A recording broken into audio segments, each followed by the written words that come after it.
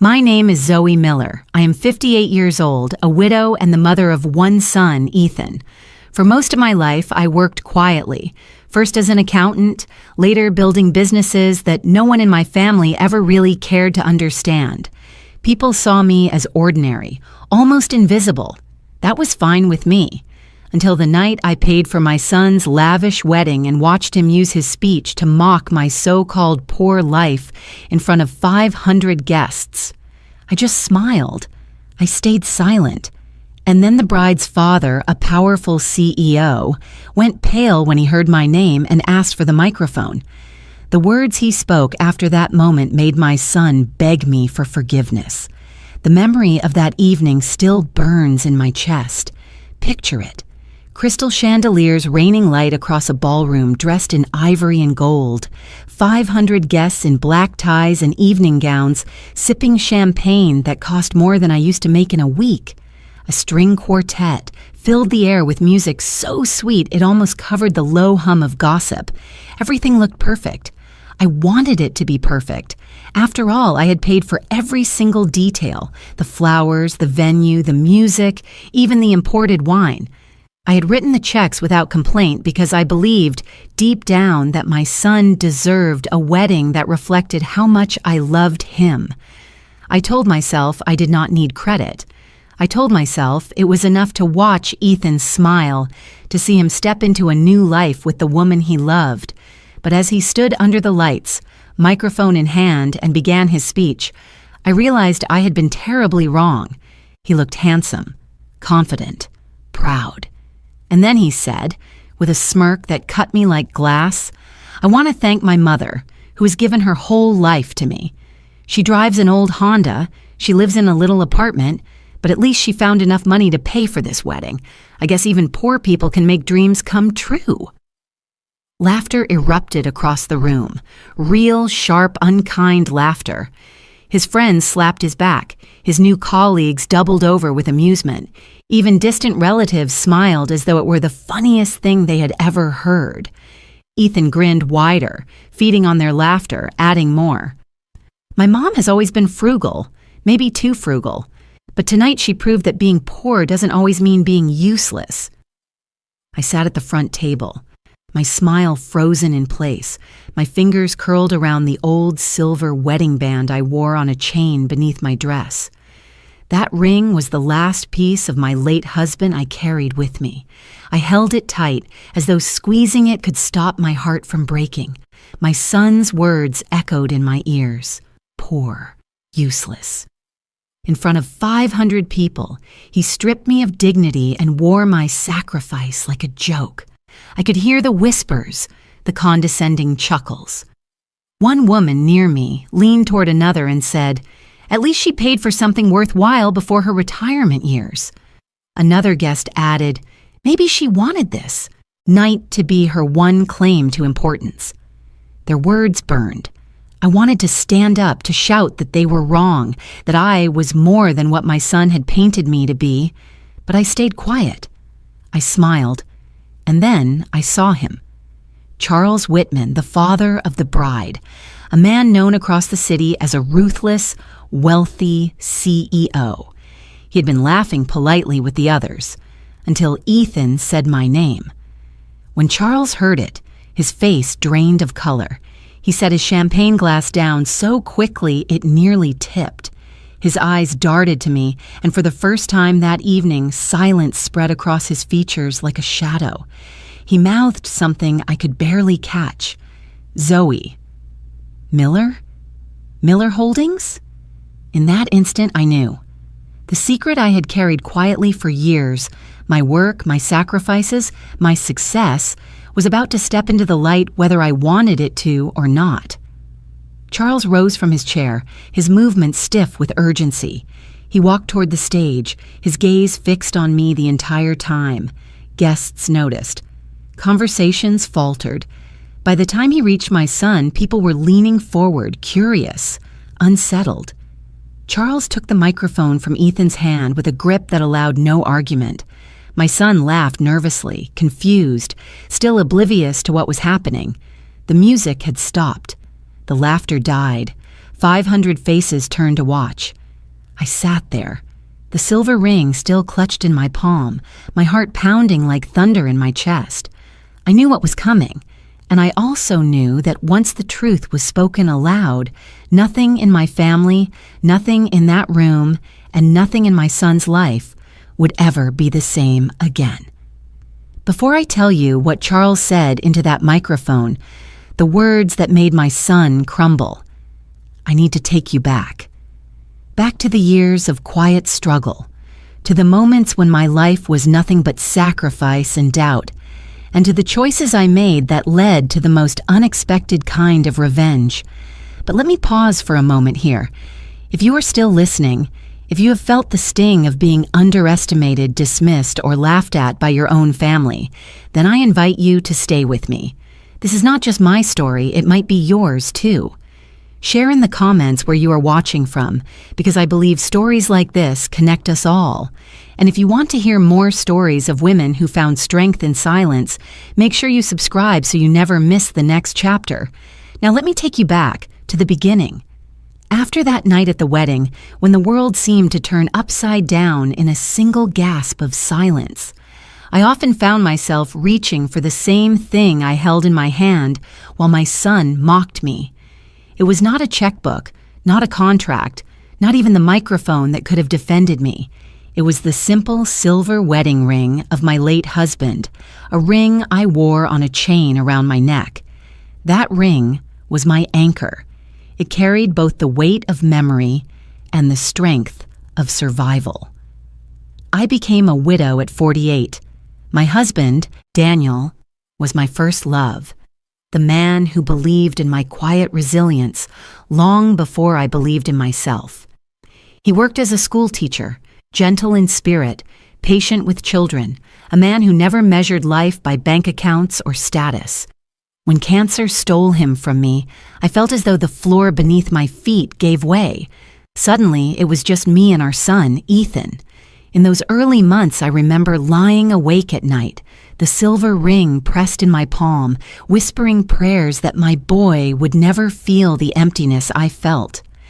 I told myself that if I carried enough for the both of us, if I worked hard enough, Ethan could still have a life untouched by despair.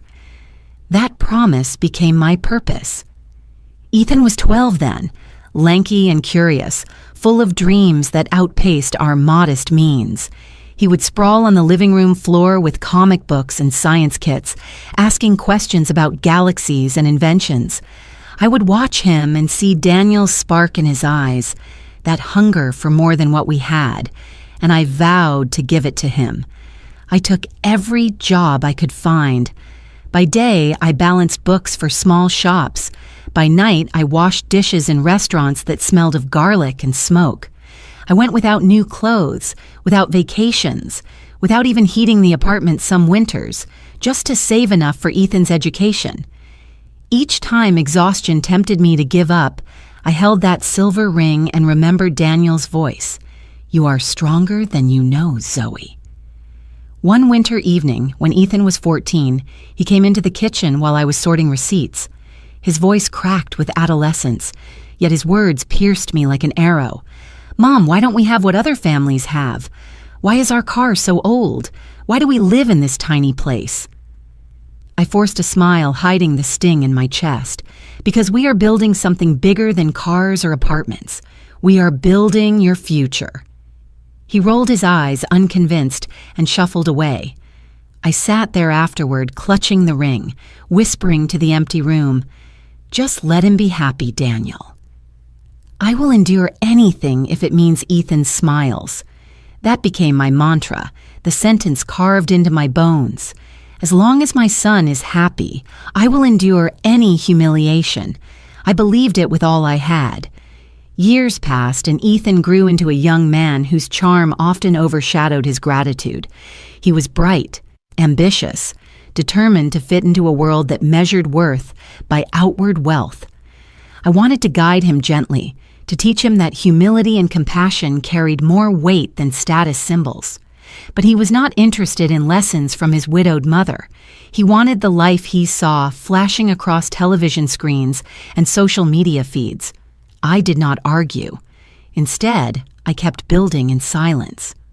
By the time he left for college, the small accounting work I had pieced together had evolved into something more. I had begun investing, cautiously at first, then more boldly, in companies teetering on the edge of collapse. I used the same discipline that had carried me through long nights of bills and receipts, and slowly, piece by piece, a new life took shape. Ethan never asked where the tuition money came from. He simply accepted it, as though it were owed to him. Still, I never stopped seeing the boy on the living room floor, reading comics under a dim lamp, and I never stopped clutching that silver ring in moments of doubt. Every sacrifice felt worth it if it shielded him from struggle. I told myself that the day would come when he would see, when he would finally look at me and understand. What I did not realize then was how deeply silence can be mistaken for weakness and how easily sacrifice can be misread as failure. I thought love alone would teach him respect. Instead, my silence fed his illusion that I was nothing more than a poor, aging mother clinging to modest dreams. The truth is, I carried more than he ever knew. I carried the memory of a husband who believed in me, the weight of sleepless nights, the sting of dismissive glances from relatives, and the endless hours of invisible labor. And always, at the center of it all, the silver ring, cool against my skin, steady in my hand, reminding me that I was not powerless. I did not need the world to see me then. I only needed my son to be happy. I thought that was enough. I thought enduring every slight, every whisper, every moment of being underestimated was the price of love. I was wrong. After Daniel's death, life demanded that I become more than a grieving widow. Bills piled high, Ethan's education loomed on the horizon, and the modest salary from bookkeeping barely kept food on the table. I could have surrendered, settled for surviving instead of striving. But something in me refused. Maybe it was Daniel's voice echoing in memory, or maybe it was the silver ring pressed into my palm night after night. Either way, I knew that if I stopped fighting, Ethan's future would shrink before it even began. I started small, balancing the books for neighborhood shops, fixing errors for struggling restaurants, helping local contractors sort through their tax filings. Nothing glamorous, nothing that looked like ambition to the outside world. To them, I was just a middle-aged widow keeping herself busy. But I saw something more. I saw inefficiencies, patterns, businesses gasping for air that only needed someone disciplined enough to steady them. One night, sitting at my kitchen table littered with receipts, I stared at the numbers of a failing dry cleaning business. The owner had begged me for advice, desperate to avoid closing his doors. I realized then that I had more than skills. I had insight. If I could tighten his operations, restructure his payments, and find creative ways to stretch his limited cash flow, he could survive. And he did. Within 6 months, he was turning a modest profit again. The small check he gave me for my work meant less than the look of relief on his face. That success sparked a fire. I began looking at distressed businesses not as burdens, but as opportunities. The more I studied, the more I saw a pattern. Companies that could be saved with the right guidance, the right discipline, the right vision. I did not have deep pockets, but I had patience, and patience can be more valuable than capital. The first time I dared to sign an acquisition contract, I used a pen I had bought from a discount store. It was cheap, plastic, the ink sometimes skipping when the angle was wrong. Yet when I pressed it to the paper, my hand steady, my heart trembling, I felt as though I was engraving my future. That pen became my second anchor, as symbolic as Daniel's silver ring. Each signature reminded me that I was building not just businesses, but a legacy that Ethan might one day respect. I called it Miller Holdings, a name plain enough to draw no attention, but strong enough to carry the weight of what I intended. At first, it was nothing more than me in my apartment, stacks of files around me, spreadsheets glowing from an outdated laptop. But with each acquisition, each turnaround, the name began to mean something real. Miller Holdings became a shield I could hide behind, a mask that allowed me to grow powerful without the scrutiny of those who would laugh at the idea of a widow past 50 reinventing herself. From the outside, nothing changed. I still lived in the same small apartment, still drove the same old Honda, still wore clothes that had seen too many wash cycles. Neighbors thought I was just stubborn, refusing to upgrade my life. Even Ethan rolled his eyes when I insisted that money should not be wasted on appearances. He wanted me to look successful, to prove something to the world. But I knew better. True power does not need to announce itself. It waits. It builds. Keeping my life modest gave me freedom. I could reinvest every dollar, grow quietly, and let others underestimate me. Their underestimation was my armor. It gave me space to work without expectation or interference. It let me watch opportunities that others ignored because they assumed I lacked the means to seize them. And seize them I did. A small trucking company no bank believed in, a construction supplier on the verge of bankruptcy, a tech support firm struggling with debt. Each one reshaped under my guidance, folded into the foundation of Miller Holdings. The portfolio grew, steady and solid, brick by invisible brick. Yet even as I watched the numbers rise, as contracts multiplied, I stayed silent. I never announced my victories at family dinners. I never boasted to Ethan when I wrote tuition checks larger than my entire salary used to be. I never told friends that the widow they pitied was building an empire from the ground up. Instead, I held Daniel's ring and whispered, "This is for him. This is for us. And one day, maybe, for our son." But as I grew stronger, Ethan grew more distant. The more I gave, the less he asked how I managed. He accepted my sacrifices like air, invisible and assumed. I told myself it was fine, that it was love, that silence was the nobler path. What I did not see then was the seed of disdain growing quietly in his heart. To him, my modest life was proof of mediocrity, not a choice made from strength. I thought I was protecting him. Instead, I was teaching him to dismiss me. The more Miller Holdings grew, the less anyone seemed to believe in it. To the outside world, I was still the widow who balanced books for small businesses, the woman who drove an old Honda and lived in a modest apartment. People rarely looked beyond appearances. They believed what they could see, and what they saw was a woman past 50 clinging to modest routines. They could not imagine that behind my closed door, files stacked high and contracts signed with that cheap pen were slowly forming an empire. Family gatherings became the first stage of dismissal. At Thanksgiving, while relatives bragged about their new cars or promotions, I would mention a client I had helped or a small acquisition that had stabilized. Their eyes glazed over. One cousin laughed outright, saying, "Zoe, you're so cute, playing entrepreneur at your age. Retirement will come before your empire ever does." The room chuckled and I smiled, swallowing the sting. They thought they were teasing, but I felt the sharp edge of ridicule beneath every word. Even my sister Margaret, whom I had supported countless times, leaned in with her patronizing smile. "Zoe, dear, why not find something stable? You missed your chance for adventure years ago. At our age, safety is better than dreams." She meant well, or at least she told herself she did. But what she really meant was, sit down. Stay small. Do not embarrass yourself by wanting more. Ethan was no different. Perhaps he was worse because his opinion mattered most. Each time I tried to share news of a new contract or a turnaround story, he barely listened. He scrolled on his phone or checked messages, nodding absently. Once, when I told him I had finalized the acquisition of a struggling logistics firm, he looked up with a smirk. "That's nice, Mom. But maybe you should stop calling it acquisitions. You make it sound bigger than it is. It's basically paperwork, right?"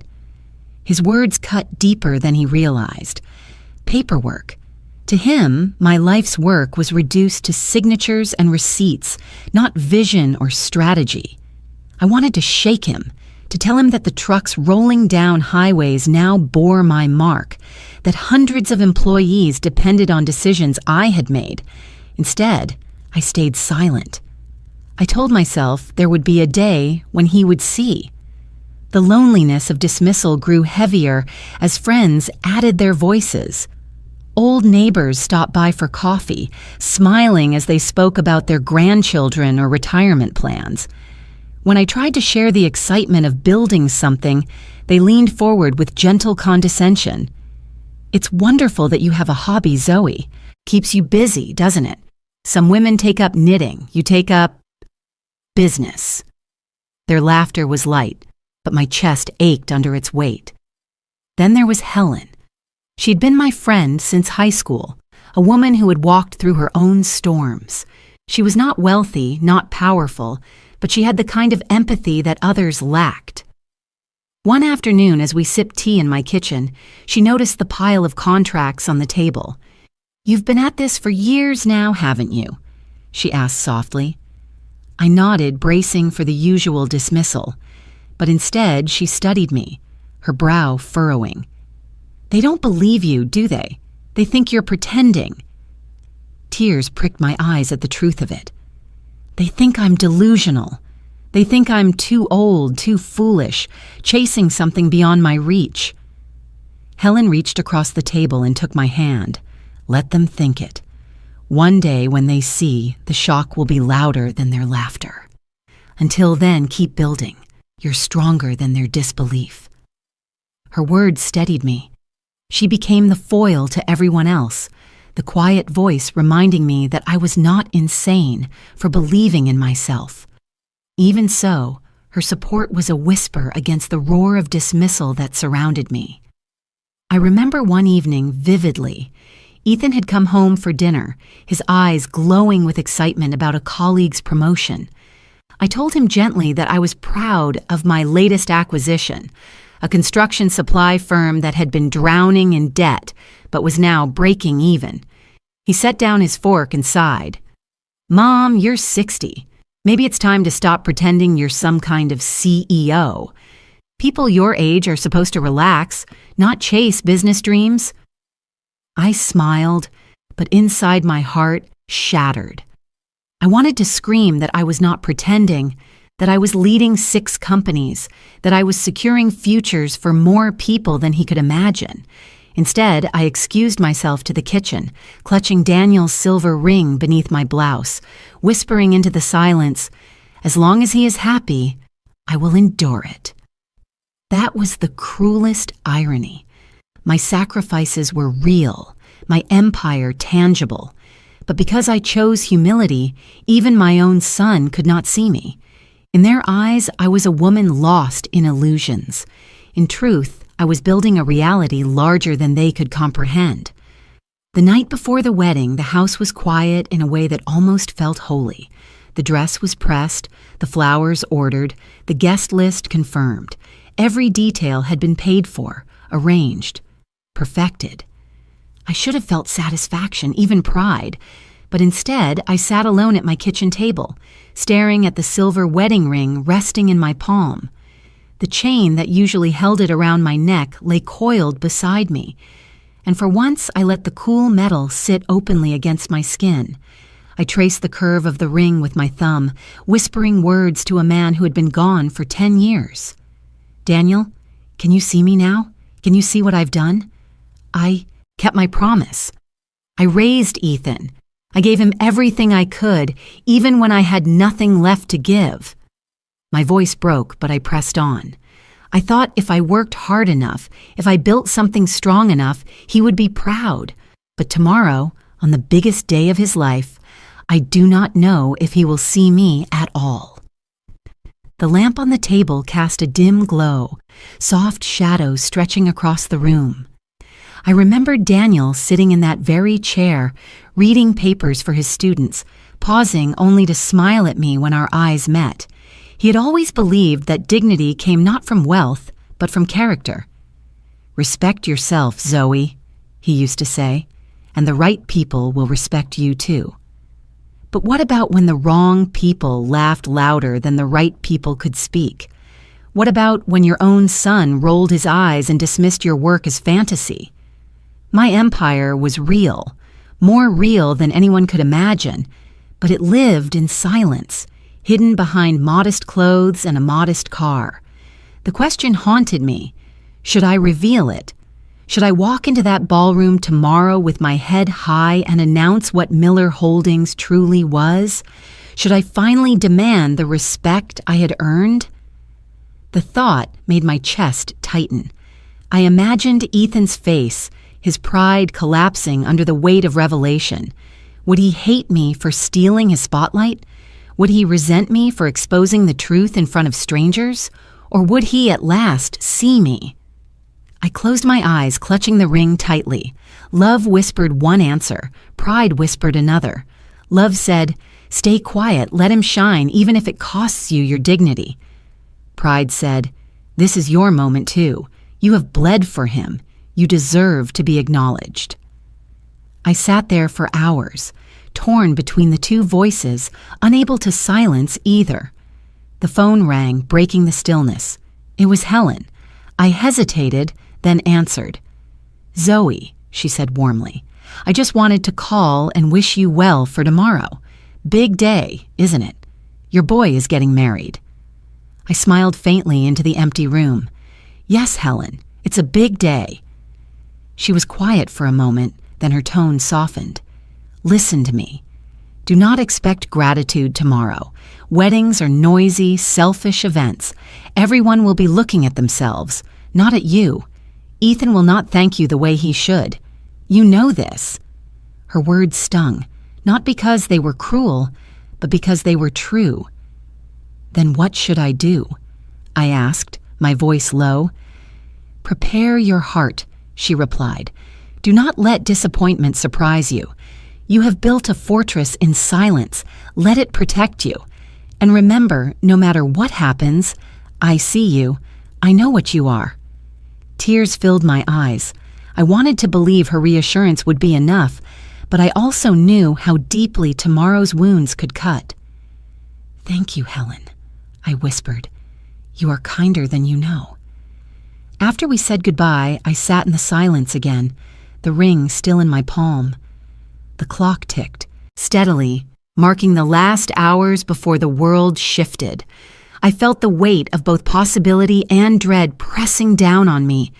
At last, I stood and slipped the ring back onto its chain, fastening it around my neck where it belonged. I walked to the window and looked out over the city lights, glittering like 1,000 eyes. My reflection stared back at me, weary but unbroken. I rested my forehead against the glass and spoke aloud, so quietly it was almost a prayer. "All I ask, Ethan, is that tomorrow you do not turn me into a joke. Just for once, let me be your mother with dignity. Do not make me your punchline." The night swallowed my words, and I knew there would be no answer until the morning came. The weeks leading up to the wedding passed in a blur of invoices and contracts. Not the kind of contracts I usually signed with my battered pen, but checks written for caterers, florists, and venues. Every page I signed felt heavier than the last. The numbers were staggering, enough to buy another company outright, enough to secure jobs for dozens of people. Instead, I poured it into one single night because my son asked it of me. I told myself it was worth it. Every mother wants to see her child walk into marriage surrounded by beauty, respected by his peers, certain of his place in the world. If signing away small fortunes gave Ethan that, then I would do it. I sat at my kitchen table one evening, the checkbook open, my hand steady, but my heart uncertain. "This is not an investment," I whispered to myself. "This is love." Yet even as I said it, I knew love was not supposed to feel like bleeding yourself dry. The vendors praised me politely. "You are so generous, Mrs. Miller," one said as I signed for a shipment of imported roses. Another murmured, "Most parents would never cover this much." They saw me as a mother stretching beyond her means, not as a woman who could have bought the entire venue outright if she wished. I let them believe it. I had grown accustomed to being underestimated. One afternoon, as we reviewed the final seating charts, Ethan leaned back in his chair and studied me with a mix of impatience and condescension. "Mom, you have done enough. Just, please, tomorrow, sit quietly. Don't talk about your business. Don't mention any of that consulting stuff. Just blend in. This is about me and Emily, not about you." I stared at him, stunned by the sharpness of his tone. "Ethan, I never intended to take attention from you. He cut me off with a wave of his hand. I know. You mean well, but sometimes you make things awkward. People don't need to hear about your little projects. Just enjoy the night. Don't embarrass me." The words pierced deeper than any insult from strangers ever could. Embarrass me. After all I had given, after every sacrifice, my greatest crime in his eyes was daring to exist outside of his spotlight. I pressed my lips together and nodded. Of course, Ethan. I will stay quiet. That night, when I returned home, I pulled out the silver ring again, holding it tightly as though Daniel might somehow hear me. Did we raise him wrong? I whispered into the dark. Or did I raise him too well? Did I shield him so completely that he never learned to see me? The next morning, another invoice arrived. I wrote the check with mechanical precision, though inside I felt hollow. Each stroke of the pen felt less like love and more like signing my own sentence. I imagined the laughter that might come, the whispers, the eyes glancing at me and seeing only a poor widow pretending to belong in a glittering world. I wondered if I was buying my son's happiness or funding my own humiliation. Still, I pushed on. I approved the custom menu, nodded at the string quartet rehearsal, even agreed to an extravagant lighting design that painted the ballroom in gold. Each detail was chosen not by me, but by Ethan and Emily, yet every one of them bore my signature. My name at the bottom of the check was invisible ink to them, unseen and unvalued. Helen stopped by a few days before the wedding, bringing a basket of muffins as though I had time to eat. She looked at the pile of receipts and shook her head. "Zoe, this is too much. You are carrying the whole thing alone. Why doesn't Ethan see that?"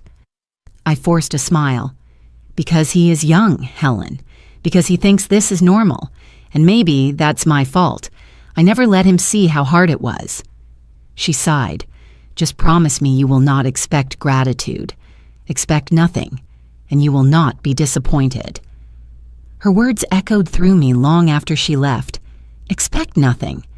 Yet wasn't that the tragedy? I had expected so little, given so much, and still the wound of dismissal deepened. As I stacked the checks neatly into a folder, ready to deliver to the coordinator, I paused. For a moment, I considered tearing one in half, refusing to pay for a single flower more. But then I saw Ethan's face in my memory. The boy who once sat cross-legged on the floor with comic books, dreaming of worlds bigger than our small apartment.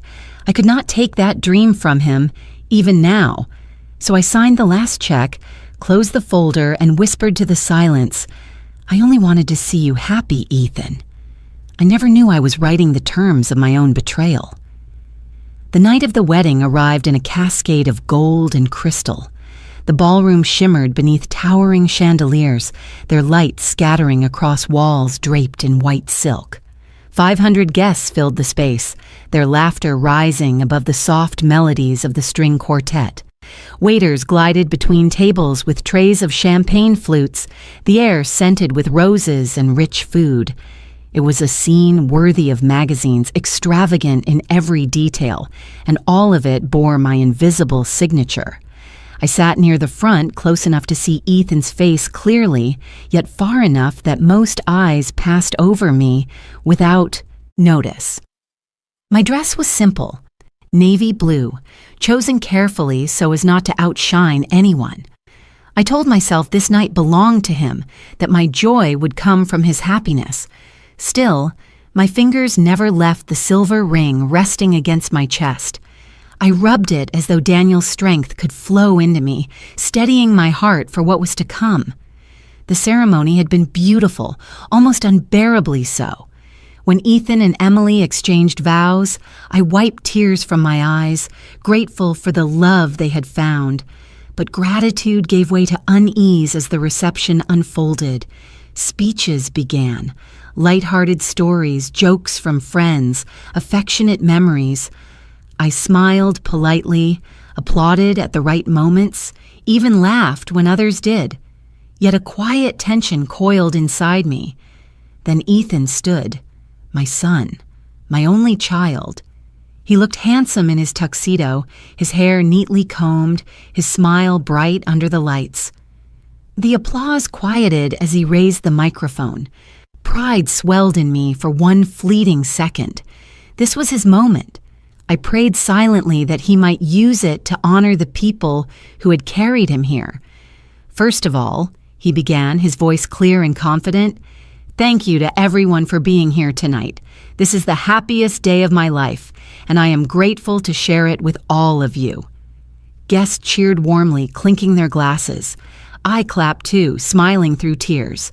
But then he paused, smirked, and added, "Of course, none of this would be possible without my mom. She has given her whole life to me. She drives an old Honda. She lives in a tiny apartment, but she somehow scraped together enough money to pay for this wedding. I guess even poor people can make dreams come true." The words struck like a slap across my face. For a heartbeat, silence. Then laughter exploded, rolling through the room like thunder. People laughed loudly, some even clapping as though it were the best joke of the night. My smile froze, my chest hollowed. I felt the heat rise in my cheeks, my heart pounding so loudly I could hear it above the laughter. Ethan basked in their amusement, lifting his glass as if to toast. "My mom has always been frugal," he went on, his voice growing bolder. "Maybe too frugal, but hey, tonight she proved that even if you spend your life being poor, you can still throw one good party." Another round of laughter, louder than before. His friends at the back whistled, doubling over with glee. Emily's bridesmaids covered their mouths, giggling. Even some of the older relatives chuckled, glancing at me with pity disguised as humor. I wanted to vanish. I wanted to crawl under the table and hide. But instead, I sat still, my hand clutching Daniel's ring so tightly the edge pressed into my skin. I whispered inwardly, "Stay calm, endure it. Do not let them see you break."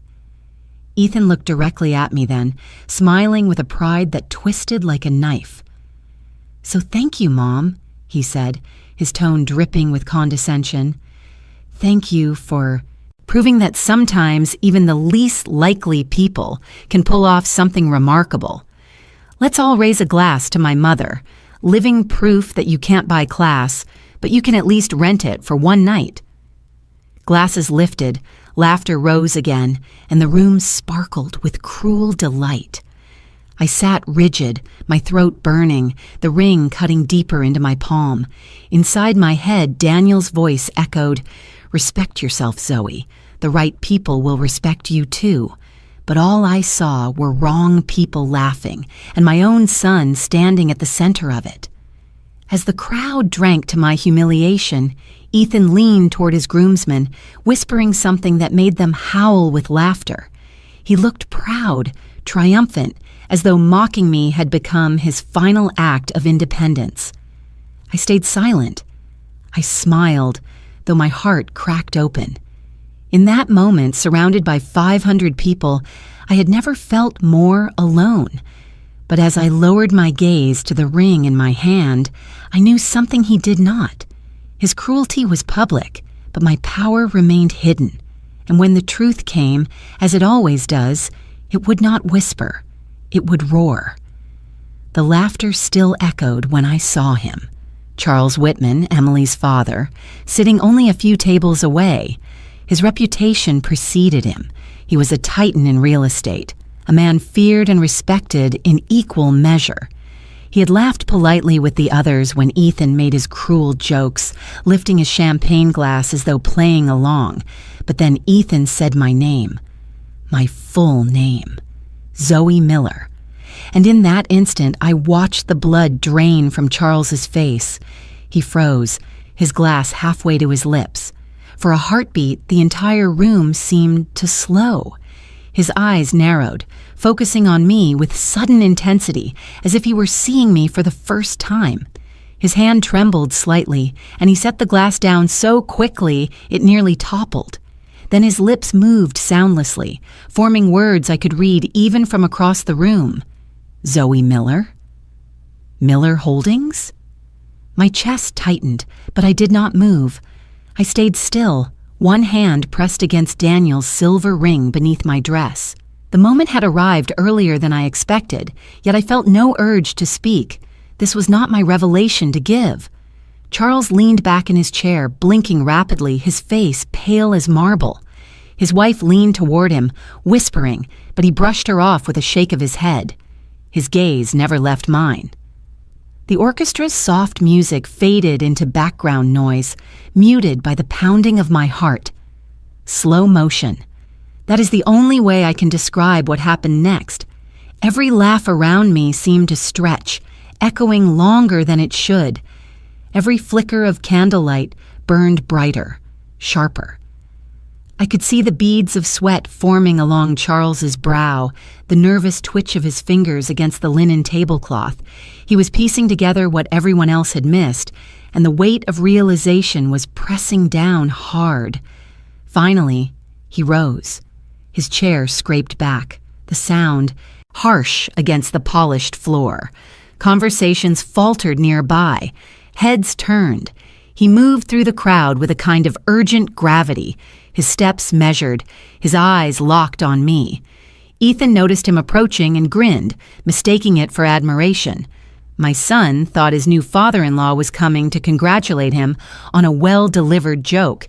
He had no idea the ground beneath him was about to collapse. Charles reached the stage, standing just behind Ethan. He cleared his throat, holding out his hand. "The microphone, please." Ethan laughed nervously, clearly surprised. "Oh, sure," he said, still smiling. "You want to say something too?" He handed the microphone over, expecting a toast or another round of applause, but Charles's expression was carved from stone. He did not smile. He did not thank the guests. Instead, he glanced down at me, his voice trembling as he spoke. "Ladies and gentlemen, I think I have just realized something extraordinary." The room hushed, curiosity rippling through the crowd. Ethan's smile faltered, confusion clouding his features. I stayed silent. My hands rested calmly on the tablecloth, my fingers still wrapped around the hidden ring. Every instinct in me longed to speak, to defend myself, to finally end the humiliation. But I knew the power of silence.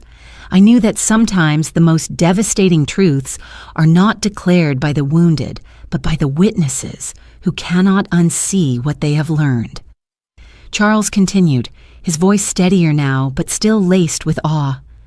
"All evening, we have been laughing. We have been entertained by stories, by jokes. But I know the name Zoe Miller, and I know it not from family introductions or wedding invitations. I know it from business, from contracts, from deals that shaped industries." Gasps rippled through the audience. Heads turned toward me, eyes wide, whispers breaking the silence. Ethan blinked, his face tightening. "What are you talking about?" he asked, a nervous laugh escaping him. "My mom just does consulting. Small-time stuff. It's nothing serious." Charles shook his head slowly, staring directly at me as though daring me to deny it. "Is that true, Mrs. Miller? Or should I call you Ms. Miller, the one who signed the acquisition deal with my company just last year? The one whose signature, written with a shaky blue pen, sits on contracts worth hundreds of millions of dollars?" My heart pounded, but I did not answer. Silence stretched, heavy and electric. My son's eyes darted between us, panic flickering in his expression. I let the moment breathe, my silence louder than any protest. Slowly, deliberately, I lifted my gaze to meet Charles's. I inclined my head by the smallest fraction, not a nod, not a confession, just enough. His face shifted from doubt to certainty. He turned back to the crowd, gripping the microphone tighter. "I was right," he said, his voice ringing through the hall. "This woman, the mother of the groom, is not who you think she is. This is Zoe Miller of Miller Holdings." The ballroom erupted in shocked murmurs. Ethan's face went pale, his jaw slack. The laughter that had mocked me minutes before dissolved into silence, replaced by confusion, fear, and dawning respect. And still, I said nothing, because silence in that moment was power. When Charles's words filled the ballroom, the atmosphere cracked like glass. This woman is Zoe Miller of Miller Holdings. The sound of my name, paired with the company no one thought I could ever create, silenced 500 guests in a single breath. The chandeliers still glittered, the music had long stopped, and the air thickened as realization spread across every face. I sat still, my hands folded neatly on the table, my pulse racing beneath a calm exterior. Inside, my heart trembled, but outside, I gave them nothing. I had learned long ago that silence often speaks louder than words, and in that silence the laughter of moments before dissolved into shame. Ethan stood frozen, his face drained of color. His lips parted, but no sound came out. His new bride clutched his arm, her own eyes darting between her father and me, unsure of what to believe. The very people who had raised their glasses in mocking toast now stared at me with awe, some with guilt, others with naked fear. Charles's voice grew stronger as he continued. "For those who do not know, Miller Holdings has quietly acquired company after company these past few years. Logistics, construction, technology, businesses that many thought were doomed, and every signature on those contracts belongs to her. Not a hobbyist, not a delusional dreamer, but a woman who commands an empire." Gasps rippled through the crowd. I could feel their stares pressing down on me, searching for confirmation, for denial, for anything. I stayed seated, still clutching Daniel's silver ring beneath the tablecloth, letting them drown in the weight of their own misjudgment. At last, Ethan found his voice, though it cracked under the strain. "Mom, is this true? Did you really?"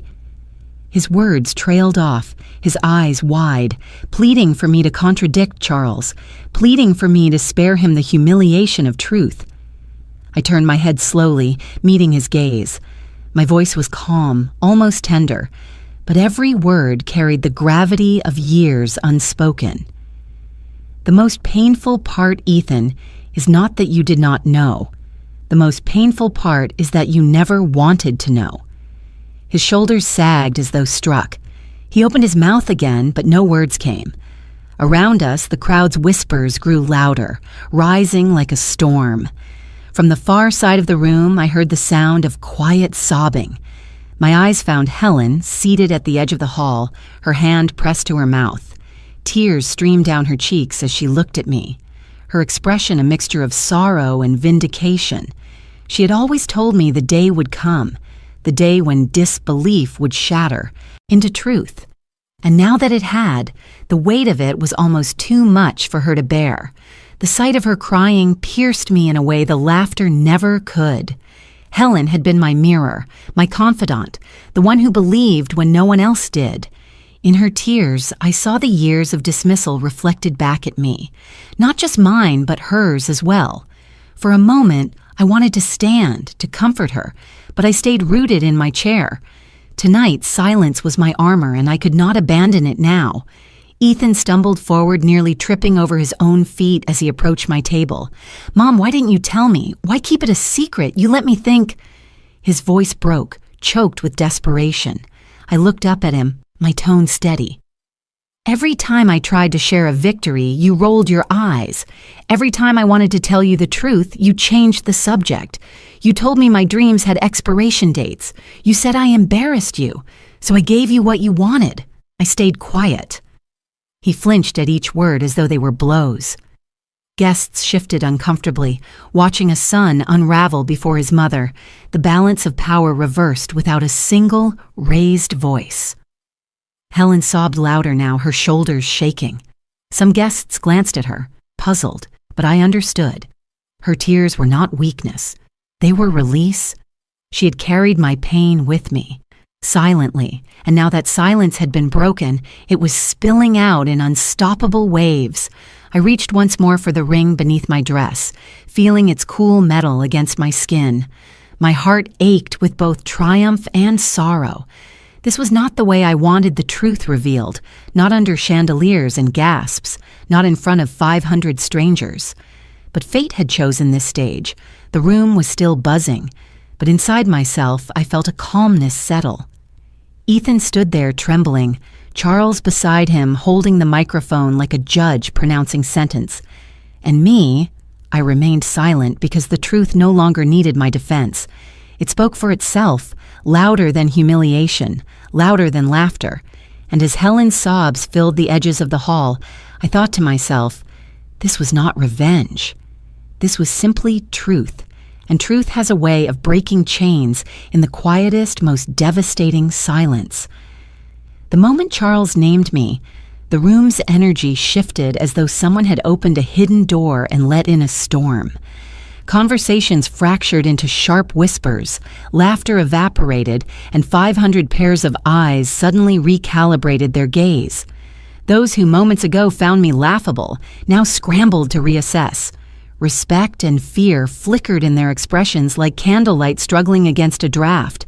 It began with a man who had earlier compared me to his mother-in-law selling trinkets online. He stumbled toward my table, his face pale. "Ms. Miller," he stammered, I owe you an apology. I had no idea." I raised a hand gently, cutting him off without a word. Silence was enough. His voice faltered and he retreated.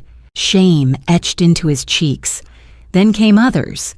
Guests in expensive suits and glittering gowns rushed to correct themselves, suddenly eager to shake my hand, to assure me they respected me, had always respected me.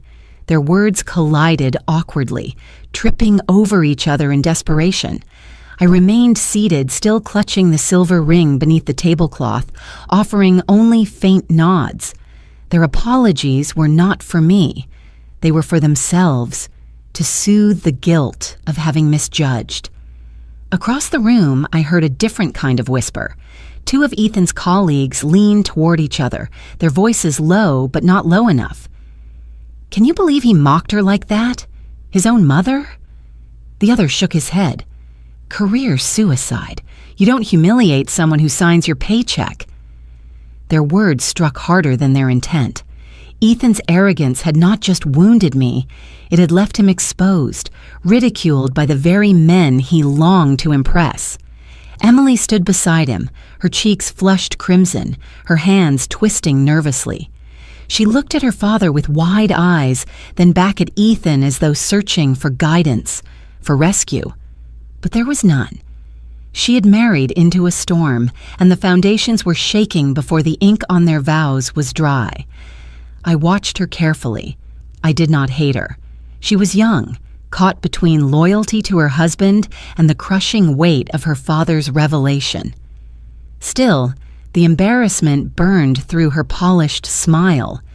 She excused herself from a group of relatives, muttering something about needing air, but I saw the tremble in her step. She had expected to gain a husband's pride and a family's stability. Instead, she had been dragged into a stage where her father's respect for me overshadowed her groom's. Ethan tried to salvage the moment, stammering half-hearted jokes, but his laughter was hollow. No one joined in. Even his closest friends looked away, their faces tight with discomfort. For the first time, I saw my son without his shield of charm. Stripped of arrogance, he looked small, uncertain, even afraid. I could have stood then, could have spoken to soften the blow, but I remained still. This was not cruelty, it was consequence, and consequences are not always meant to be softened. The weight of the evening pressed heavier with each passing minute. Apologies piled at my feet like discarded flowers, insincere and overwhelming. I felt no joy in them, only fatigue. The ring in my palm grew warmer, grounding me, reminding me of Daniel's quiet wisdom. Dignity is not taken, it is lived. I rose slowly from my chair.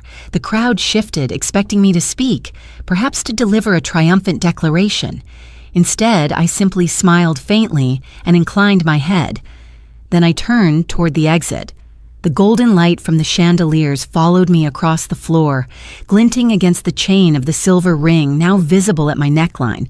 It caught the light like a secret revealed, subtle yet undeniable.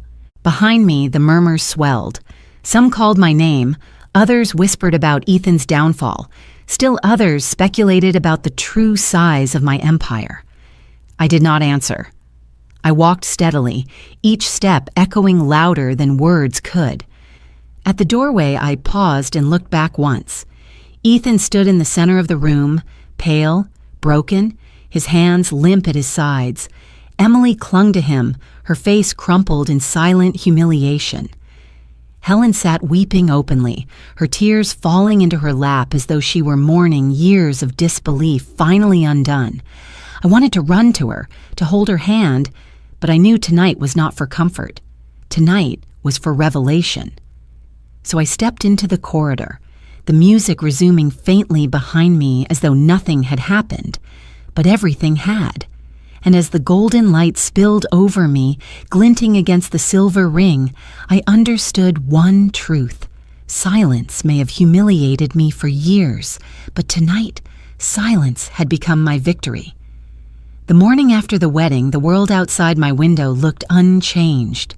Sunlight spilled across the rooftops, birds called faintly in the distance, and traffic hummed below as if life had carried on untouched. Yet inside me, everything was different. My body felt heavy, not from lack of sleep, but from the weight of truth finally revealed. For years, I had carried silence like armor. Now the armor was cracked open, and everyone had seen what was beneath. I brewed coffee slowly, the smell filling the small apartment. My hands lingered on the silver ring as I set the mug down, its chain cool against my skin. I had planned to spend the day in quiet reflection, perhaps even in mourning, not for Daniel this time, but for the fractured bond between mother and son. But before I could take my first sip, a knock rattled the door. Firm, desperate, relentless. I opened it, and there he was, Ethan, my son, my only child. His tuxedo from the night before was wrinkled, the tie gone, his eyes bloodshot and rimmed with shame. And then, to my shock, he dropped to his knees right there in the hallway. "Mom," he said, his voice breaking, "please, forgive me." For a moment, time stilled. I stood in the doorway, the morning light casting long shadows across his bowed figure. The neighbors' doors stayed shut, yet I felt exposed, as though the whole world could see this man who once mocked me now kneeling like a child before his mother. I said nothing. Silence wrapped around us, broken only by his ragged breathing. He lifted his head, eyes wet. "I didn't know. I didn't understand. I thought you were ordinary. I thought you were trying to chase something impossible. I was wrong. God, I was so wrong." The words poured out of him, clumsy and raw. "I humiliated you in front of everyone, and then I found out the truth. I don't know how to undo it. I don't know how to make this right. Please, Mom, tell me what to do." Still, I held my silence. My grip tightened around this doorframe, steadying myself against the flood of emotions his words triggered. I had dreamt of this moment, my son realizing the truth, begging for understanding. Yet instead of triumph, I felt only sorrow. Apologies, no matter how sincere, cannot erase years of dismissal. nor can they erase the sting of public cruelty. Finally, I spoke. My voice was low, even, carrying none of the rage he might have expected. Ethan, I endured your jokes, your indifference, your contempt, because I thought silence was love. I thought giving you everything meant sacrificing myself. Last night showed me the cost of that choice. His eyes widened, his lips trembling. I'll do anything to fix it. Anything. Just don't turn away from me. I shook my head slowly. You want to fix it? Then stop asking for forgiveness like it's a transaction. Respect cannot be bought with apologies. If you truly want redemption, learn to respect the very things you once mocked. My age, my work, my quiet strength. Until you do, nothing changes. Tears slid down his face, and for once he didn't try to hide them. He bowed his head again, whispering, I will try, Mom. I swear I'll try. I let the silence stretch. The morning sun shifted, casting a warm glow over the hallway, glinting against the silver ring at my neck. I thought of Daniel, of the promise I had made to raise our son with love. I had kept that promise, though the cost nearly broke me. Now it was Ethan's turn to choose what kind of man he would become. At last, I stepped back from the door. Get up, I said softly. He rose slowly, unsteady on his feet, his face streaked with tears. Go home, I told him. Be a husband. Be better than you were last night. If you want me in your life, prove it not with words, but with respect. Until then, I will keep my distance. He nodded, his chin quivering, and turned to leave. I closed the door gently, the sound final, but not cruel. Leaning against it, I let out a breath I hadn't realized I was holding. I walked back to the table, lifted the coffee mug, and let the warmth settle into my hands. The ring pressed lightly against my skin, a reminder that dignity, once reclaimed, must never again be surrendered. And in the stillness of that morning, I whispered into the empty room, if you want to redeem yourself, Ethan, learn to honor what you once despised. The week after the wedding, my name was no longer a whisper. It was printed in bold letters across business journals and splashed across financial websites. Headlines read, Miller Holding Seals, Landmark Partnership with Whitman Group. Photographs of Charles Whitman and me, shaking hands, appeared in the press, his expression proud, mine calm and measured. Reporters marveled at the revelation that the groom's mother, mocked publicly as a woman with a poor life, was in fact the force behind one of the most strategic acquisitions of the decade. Emails flooded in, calls jammed, my phone lines. Investors who had once ignored my proposals now clamored for meetings. Acquaintances who had looked through me at dinners suddenly remembered my number. Even distant cousins sent congratulatory notes, their words dripping with the eagerness of people desperate to rewrite history. It would have been easy to bask in it, easy to let the glow of recognition soothe the wounds carved by years of dismissal.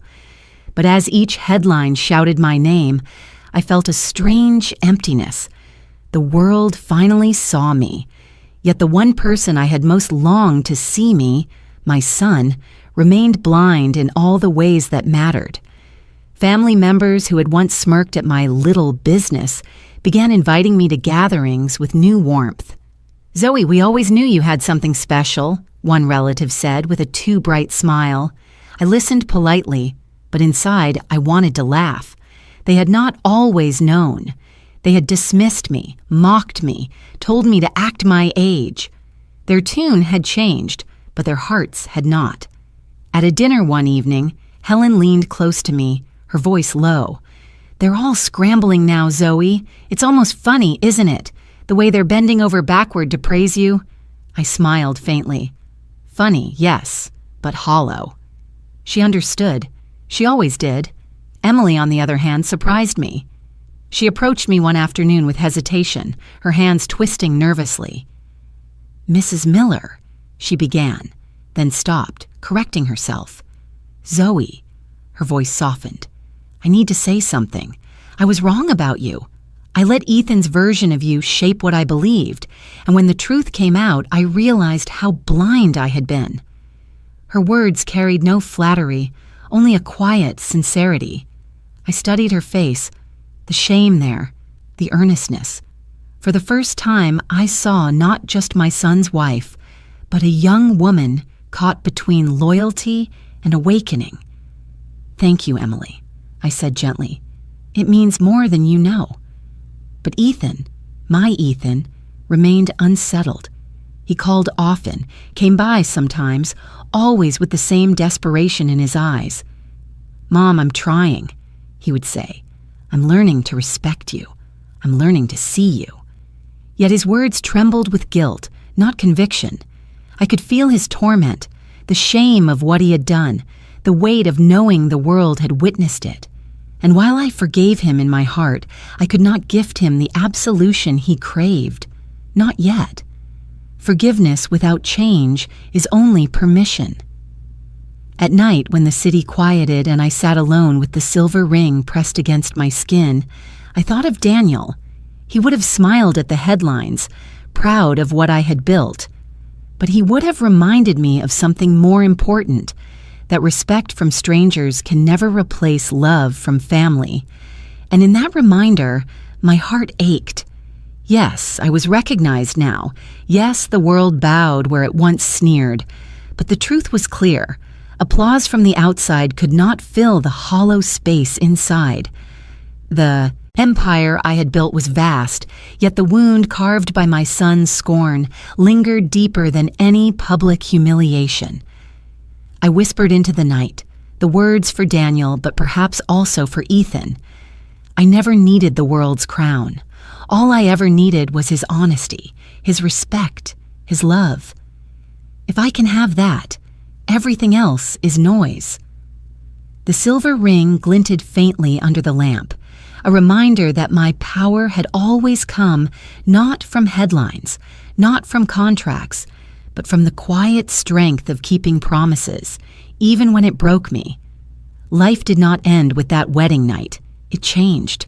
The headlines faded eventually, as they always do, but my work did not. Miller Holdings continued to grow, and so did I. A few weeks later, I sat once again at my desk, surrounded by contracts and folders stacked neatly in the same small apartment that had once been mistaken for failure. In front of me lay a new deal, the kind of contract that would ripple through entire industries. I picked up my old plastic pen, the same one I had bought years ago at a discount store, the one that had signed my very first acquisition. The ink skipped for a moment, then steadied, leaving my name across the paper in bold blue strokes. There was something poetic about it. The world could see me in boardrooms now, in newspapers, in press releases. Yet the truth of who I was remained unchanged. A widow at her kitchen table, signing her future with a cheap pen and the memory of her husband guiding her hand. Ethan visited often in those weeks, sometimes alone, sometimes with Emily. His apologies grew quieter, less frantic, as if he realized that words alone would never be enough. He offered to take me to dinner, to help with errands, even to review some of my business reports, though he barely understood them. I accepted his presence, but I held the boundary. Love did not mean surrendering dignity again. One evening, as he lingered by the door, he said, "Mom, I know it will take time, but I want to learn to respect you the way you deserve, not because the world does now, but because you are my mother." His voice cracked, and for the first time I believed he meant it. Still, I answered gently, "Respect is not something you say, Ethan. It is something you practice. If you want to heal this, show me." He nodded, and I saw both hope and torment in his eyes. I did not shut the door on him, but I did not let him all the way in either. That was the balance now. Love, but with boundaries drawn in ink, stronger than any contract. As the weeks turned to months, people who had once dismissed me began to treat me differently. They called with respect in their voices, sometimes even reverence, but I never let it intoxicate me. Recognition was a fleeting guest. What mattered was the work, the quiet building, the promises kept.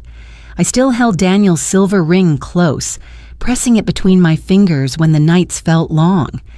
It reminded me that strength does not need applause, that love can survive even in silence. And it reminded me that being underestimated was never the end of my story. It was the beginning. So here I am, still building, still steady, still quiet in ways that many mistake for weakness. But I have learned that silence is not weakness. Silence is patience, discipline, and sometimes the thunder waiting at the edge of the storm. If there is one lesson I carry forward, it is this: never underestimate a woman past 50, because the silence she carries might be the very thunder that makes the world hold its breath. And now, dear listener, I want to ask you something.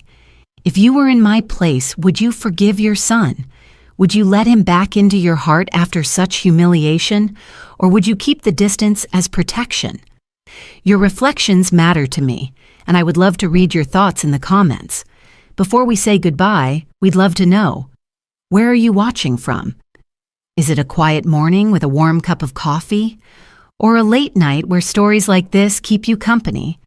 Let us know below. We read every comment with gratitude. And if this story touched your heart, please consider subscribing to the channel, not just to hear more stories like this, but to join a community that still believes in kindness, in healing, and in second chances. Thank you for spending your time with me today. Wherever you are, I hope you carry this story with you. And remember, sometimes the miracle doesn't knock on your door. It waits quietly until you are ready to open your heart. Take care, and I'll see you in the next story.